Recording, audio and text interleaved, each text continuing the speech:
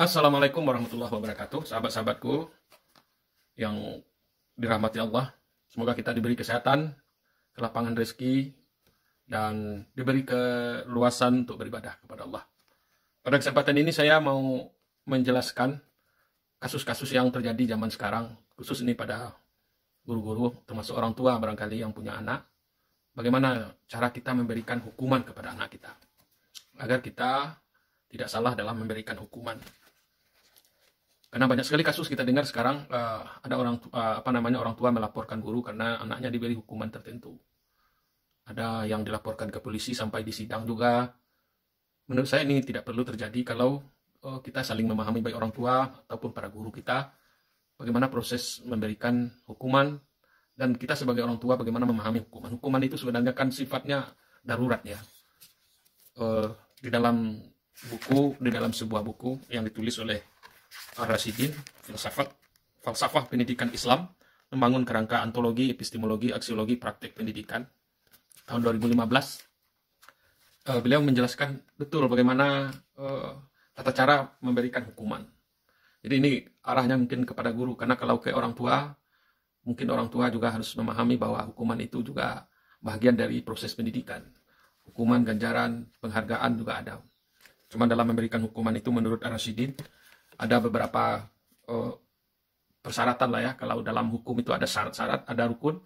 Mungkin dalam hukuman ini juga harus ada syarat-syarat yang harus dilakukan. Pertama, jangan sekali-kali guru menghukum sebelum guru itu berusaha sungguh-sungguh melatih, mendidik dan membimbing anak didiknya dengan pengetahuan, keterampilan, dan sikap mental yang baik. Artinya, berusahalah terlebih dahulu sebelum memberi hukuman mendidik anak dengan baik. Yang kedua, kata Rasyidin, hukuman tidak boleh dijalankan sebelum pendidik menginformasikan akibat-akibat sebuah perbuatan. Kalau dia telat datang, apa akibat perbuatan itu? Mungkin terganggu proses pembelajaran, diberi pemahaman dulu. Kalau dia cabut atau dia tidak mengerjakan PR, apa akibatnya? Dan baik secara normatif ataupun secara praktis. Kemudian yang ketiga, Bapak Ibu, anak tidak boleh dihukum sebelum pendidik memberi peringatan kepada mereka. Beri dulu peringatan. Jadi tidak langsung diberikan hukuman ya. Kemudian yang keempat, tidak dibenarkan guru menghukum anak sebelum pendidik berusaha secara sungguh-sungguh membiasakan mereka dalam kegiatan-kegiatan yang sifatnya pembentukan sikap karakter. Jadi dibiasakan dulu anak-anak itu untuk melakukan sesuatu. Kemudian yang kelima, hukuman belum boleh digunakan sebelum pendidik memberi kesempatan kepada anak didiknya untuk memperbaiki diri dari kesalahan yang telah dilakukannya. Jadi guru harus memberi kesempatan dulu kepada anak untuk memperbaiki. Jadi itu yang saya katakan, hukuman ini ada proses-prosesnya, diberi dulu kesempatan kepada anak. Jangan anak langsung salah langsung dihukum, langsung salah langsung dihukum. Tidak begitu dalam pendidikan. Itu hukum negara mungkin begitu ya, kalau hukum dalam pendidikan beda ya. Yang keenam, sebelum memutuskan untuk menghukum, pendidik hendaknya berupaya menggunakan mediator atau untuk menasihati atau merubah perilaku peserta didik. Lakukanlah mediator dulu sebelum dihukum ya. Kalau di sekolah ada BK, kalau di rumah mungkin selain orang tua mungkin ada mamanya ya, mama kalau di Minangkabau omnya, atau mungkin tantenya, diberi nasihat melalui tantenya dulu, jangan langsung diberi hukuman. Kemudian sebelum memutuskan untuk menghukum, hendaknya berupaya memenuhi. Kalau memang harus dihukum, nah ini ada lagi, ini mungkin lebih kepada rukunnya, bagaimana kita dalam menghukum itu. Jadi tidak, kalau tadi syaratnya, yang ini adalah hukuman itu diberikan ada ketentuan kriterianya. Pertama, janganlah menghukum ketika marah. Jadi orang tua, guru, kalau menghukum anak atau peserta didiknya jangan ketika marah. Karena marah itu kita kehilangan kendali diri kita, tidak normal ya. Itulah yang menyebabkan ada orang tua yang memukul anaknya sehingga anaknya itu mungkin kalau mencubit sampai berbekas, kalau menampar atau bagaimana lah, itu tidak boleh ya. Itu. Yang kedua, jangan menghukum karena ingin membalaskan dendam atau sakit hati. Mungkin juga orang tua, guru membalas lah ya, sifatnya karena sakit hati kepada anaknya, ingin melakukan sesuatu.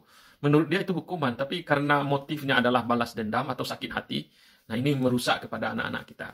Kemudian yang ketiga adalah hukuman harus sesuai dengan tingkat kesalahan. Tidak semua hukum kesalahan itu sebenarnya ada level-level hukumannya. Umpamanya kalau sekedar telat hadir, ya jangan sampai berlari 100 kali putaran. Mungkin kita perlu memberikan hukuman yang lebih ringan lah gitu, supaya anak kita jangan nanti dendam dan sebagainya. Kemudian hukumlah peserta didik atau anak itu secara adil, jangan pilih kasih sayang ya. Ada kadang-kadang di dalam kelas itu tanpa kita sadari ada anak yang kita anggap, oh ini baik, oh ini tidak baik, ini pintar, ini tidak pintar, tidak boleh. Oh, hukuman tidak boleh nyangkut dengan itu, tidak boleh ada hubungan dengan perbedaan-perbedaan itu. Kalau hukum berlaku semuanya. Jangan kita keras menghukum kepada anak yang kita anggap nakal selama ini, tapi kalau ada anak yang sudah kita anggap baik, melakukan kesalahan, tidak kita hukum. Kemudian adalah jangan memberi hukuman yang dapat merendahkan harga dirinya. Jadi orang tua, guru memberi hukuman di sekolah, jangan sampai merendahkan diri anak kita. Karena kalau dia sudah sampai merendahkan dirinya, apalagi merusak fitrahnya, ini berbahaya. Ya, ini anak-anak bisa menyimpan dendam dalam hatinya, dan proses hukuman itu tidak ada manfaatnya lagi kalau sudah dendam anak kita. Kemudian jangan sampai melukai, ya, apalagi merusak fisik jiwa peserta didik. Ya, kalau ada juga yang menyebut batasannya mungkin kaki, lutut ke bawah lah, ya, kemudian tangan, kepala jangan, alat vital jangan, itu jangan sampai merusak fisik penting anak kita, jangan sampai membekas, ya, melukai. Pilihlah bentuk hukuman yang dapat mendorong peserta didik untuk segera menyadari perbuatannya. Jangan hukuman ini memang karena sifatnya hukuman kan menyadarkan. Nah, pandai-pandailah kita memilih hukuman yang bisa menyadarkannya. Ya, kalau umpamanya durhaka kepada orang tua, suruh juga dia bekerja, umpamanya melakukan sesuatu yang berat seperti orang tuanya. Umpamanya kita ingin menghukum karena anak ini berkasus di rumahnya, karena ada durhaka, kasih dia hukuman mengerjakan sesuatu yang pekerjaan itu berat dipukul orang, agar dia sadar nanti, oh ternyata orang tua saya, oh ternyata guru. Juga perlu kalau di sekolah, suruh dia berdiri ke depan mengajar itu, tolong sampaikan materi ini, gantikan saya. Itu menyadarkan anak. Itu teknik-tekniknya itu banyak, ya, dalam kesempatan lain mungkin perlu dijelaskan. Kemudian mohonlah, ini yang paling penting yang terakhir ini, mohonlah petunjuk kepada Allah. Kemudian beristighfarlah kita sebagai guru dan orang tua. Ketika menjatuhkan hukum, berdoalah kepada Allah, ya Allah, saya memberikan hukuman ini kepada anak bukan karena marah, karena emosi, tapi karena ini mungkin jalan terakhir yang bisa saya lakukan sebagai manusia. Beristighfarlah kita kepada Allah, jangan dengan emosi, ya. Demikian saja, mudah ada manfaatnya. Terima kasih. Wassalamualaikum warahmatullahi wabarakatuh.